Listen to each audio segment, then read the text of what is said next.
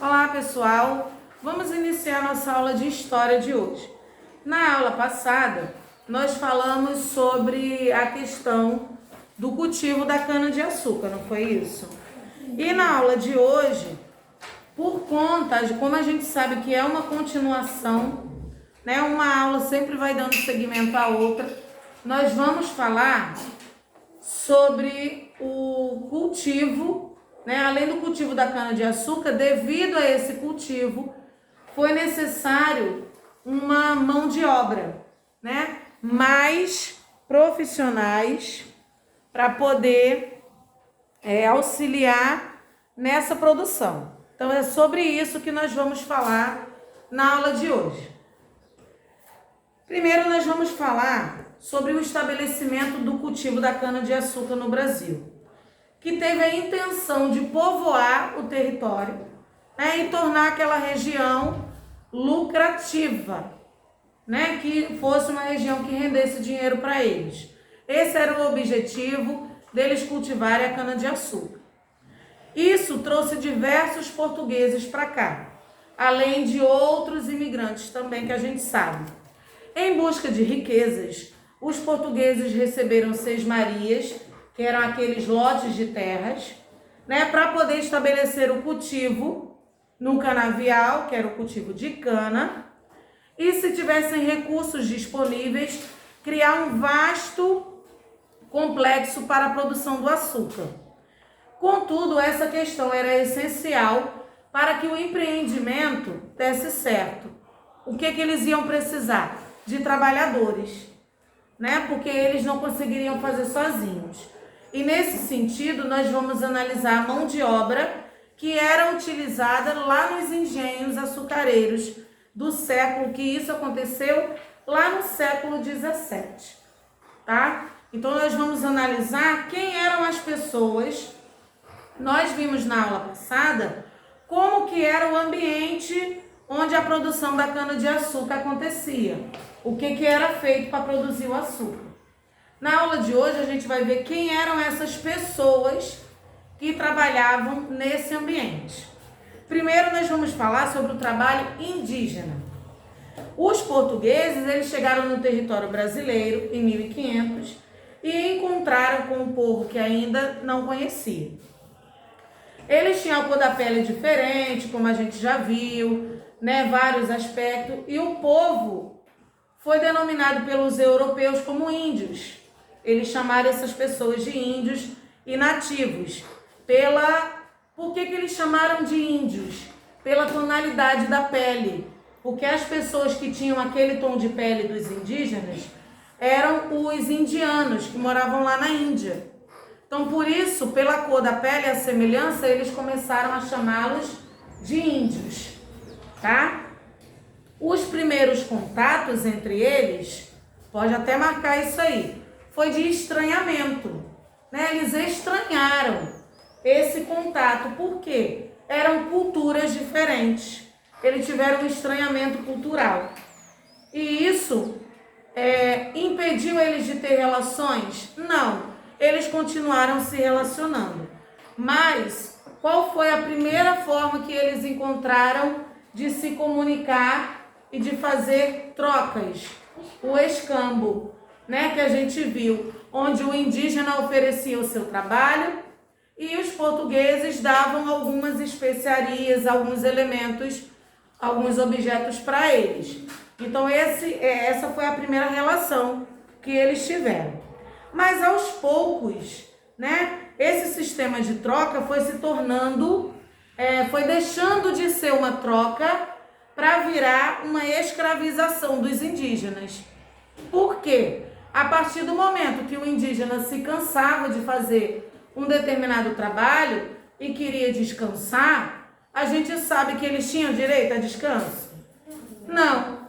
Então começaram os conflitos, as guerras, né? Um dos fatores que diminuiu o grupo dos indígenas, além das doenças, as guerras, né? Porque eles começaram a falar, não, mas eu estou cansado, eu não quero trabalhar, e aí começava essa discussão.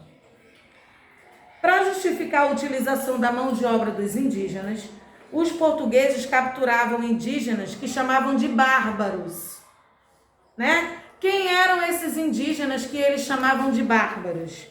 Eram aqueles que não aceitaram a dominação portuguesa no Brasil, ou que eram contrários à catequização. A gente não falou sobre a Companhia de Jesus? Que os padres jesuítas chegavam, juntavam os índios e ensinar para eles os hábitos portugueses, ensinavam a rezar. Então, aqueles índios que eram contra, que falavam, não, eu não quero aprender isso aí, eu vou embora, não quero aprender, eu não concordo com vocês, os portugueses chamavam eles de bárbaros, né? Os rebeldes, né? Então, era assim que eles davam esse nome para eles. Dessa forma, ao chegarem ao Brasil, né, e encontrarem um povo que não seguia a fé cristã e a moral portuguesa, eles quem? Os imigrantes e os escravos, as pessoas pobres, né? Eles viam aquelas pessoas como inferiores, pessoas menores, né, que deveriam trabalhar para eles. Então, eles achavam que as pessoas, só por não terem dinheiro, eram obrigadas a trabalhar para eles. E assim, os portugueses começaram a justificar a escravização dos indígenas. Por quê? O que eles diziam? Qual era a justificativa que ele dava? O fato deles não seguirem a fé cristã e não partilharem a cultura europeia. Então, se eles não querem seguir a fé cristã e se eles não querem fazer parte da nossa cultura, eles são bárbaros e por isso a gente deve escravizá-los. Então, essa era a justificativa dos portugueses. Agora, em relação ao salário, existia, né, o escravo que era gratuito, pois o senhor precisava bancar apenas a alimentação e a manutenção daquele indígena, enquanto o salário deveria ser pago por tarefa ou por mês. Então, esse indígena, por que era lucrativo para o senhor de engenho? Porque ele não precisava pagar salário para esse indígena escravizado. Ele falava, vou te dar um lugar para você dormir e vou te dar comida. E assim você não precisa receber salário nenhum. Mas a gente sabe, né, que eles trabalhavam em condições horríveis e não tinha também uma alimentação adequada. Era tudo o básico do básico do básico, né? E a gente viu na aula passada que existiam dois tipos, né? Existiam dois tipos de escravos. Existia aquele escravo de eito e o escravo de ganho. O escravo de eito era aquele que trabalhava no serviço pesado, né? E o escravo de ganho era aquele que já entendia alguma coisa, sabia ler e fazia alguns trabalhos fora da fazenda, né? A gente viu que existiam os trabalhadores escravos e os trabalhadores livres, que eram os técnicos das máquinas, né? Por que eles eram denominados trabalhadores livres? Porque eles recebiam salário, enquanto os outros não. Aos poucos, os problemas da escravidão foi começando a aparecer. E o primeiro foi o aumento da morte dos indígenas. Por quê? Por causa das doenças transmitidas pelos homens, pelas guerras, muitos suicídios, alguns indígenas se matavam por conta disso. E o aumento da mortalidade também por conta que alguns morriam de tanto trabalhar. Não aguentava e acabava morrendo. E aí, ainda na visão dos portugueses, os indígenas eram preguiçosos. Eles achavam que os indígenas estavam com preguiça, né?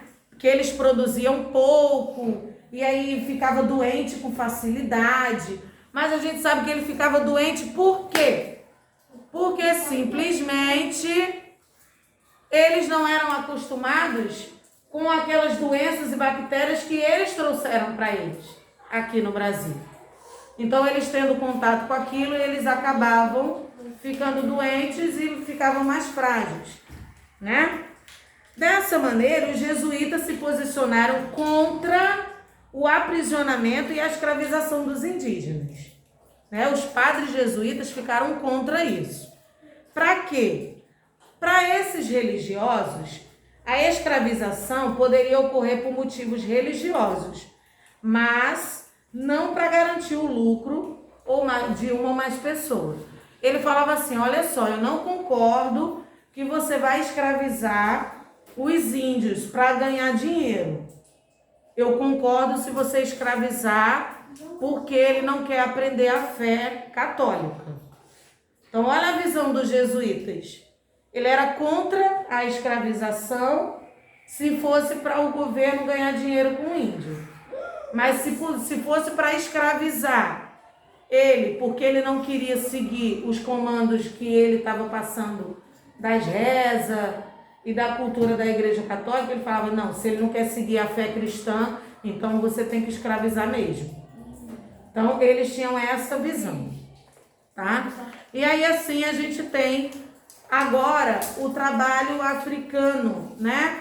Primeiro eles escravizaram os indígenas, depois veio a necessidade da mão de obra, mais ainda um pouco, e eles trouxeram os negros para servirem de escravos. Com o desenvolvimento dos engenhos de açúcar, a necessidade de maior número de trabalhadores, a escravização dos indígenas foi se tornando cada vez menos lucrativa para os senhores de engenho. E assim a solução que eles encontraram foi implementar um trabalho escravo africano no Brasil.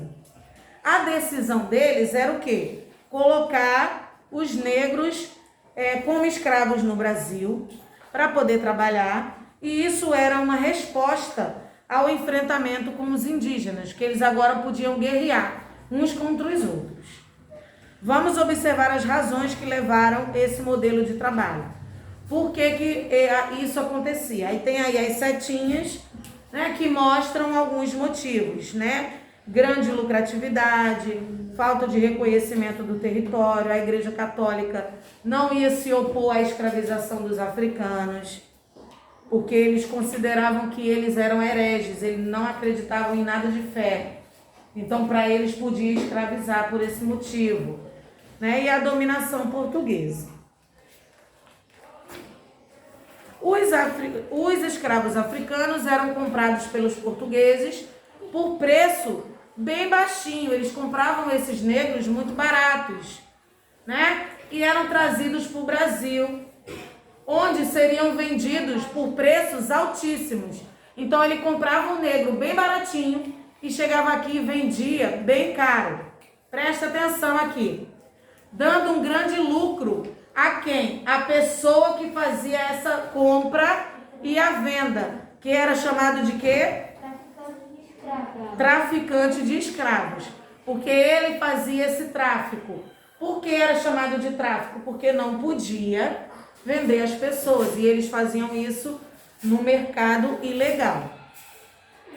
Depois de comprado no mercado, o escravo podia ter 3 destinos. Ou ele podia ser um escravo doméstico, que está aí, você pode deixar marcadinho também. O escravo doméstico era aquele que ia trabalhar na casa do senhor de engenho. Ele ia trabalhar só na casa dele. Aí tinha também o escravo de eito, que era aquele que trabalhava nas plantações ou nas minas, né, plantando, colhendo a cana e fazendo esse trabalho mais pesado.